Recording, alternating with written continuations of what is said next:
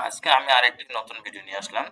আমরা যারা অব্র ইউজ করি, অব্র ইউজ করার ক্ষেত্রে দেখা যায় যে আমরা একটা কিছু লিখব, বাংলা এবং ইংলিশ মিক্স করে লিখব।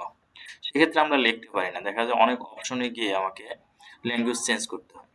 আজকে আমি যেটি দেখাবো শর্টকাটে ল্যাঙ্গুয়েজ কিভাবে চেঞ্জ করে। তো চলুন দেখা যাক কিভাবে এটা চেঞ্জ করা যায়। তো দেখুন, আমি যখন এটা এখানে লিখবো, যেমন আমি যে কোনো একটা ওয়ার্ড লিখবো, আমার ইংলিশ, এখন এখানে আমার বাংলা লেখা দরকার। তো বাংলা আমি কিভাবে লিখবো? বাংলা লিখলে এখন আমার বাংলা হয়ে গেছে, এই যে বাংলা হয়ে গেছে। আবার আমি ইংলিশ করব, এই যে শর্টকাটে আমার ইংলিশ হয়ে গেছে। তো আমি এটা কিভাবে করব?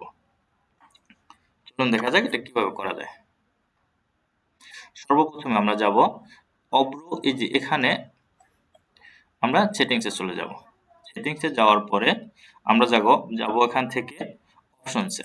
অপশনসে ক্লিক করার পরে আমরা দেখব এখান থেকে এই যে গ্লোবাল হটকি, গ্লোবাল হটকিতে আমরা একটা ক্লিক করব। গ্লোবাল হটকিতে ক্লিক করার পরে কিবোর্ড মোড সুইচিং কে, এখানে কিবোর্ড মোড সুইচিং কে এখান থেকে আমরা যাব এখানে। এখানে দেখা যায় যে F6 F7 থেকে F12 পর্যন্ত আছে। আমরা কি করব, F12 এই অপশনে না গিয়ে আমরা এই কন্ট্রোল প্লাস স্পেস এখানে ক্লিক করে দেব। এখানে ক্লিক করার পরে আমরা যাব অ্যাপ্লাই, ওকে। তো দেখুন এখন আমাদের এটা আসলে চেঞ্জ হয় কিনা। আমি কন্ট্রোল প্লাস এফ স্পেসে দিলাম, এই যে আমার চেঞ্জ হয়ে যাচ্ছে। তো এই যে চেঞ্জ হয়ে যাচ্ছে। যারা খুব সহজে চেঞ্জ করতে চান এভাবে করতে পারেন।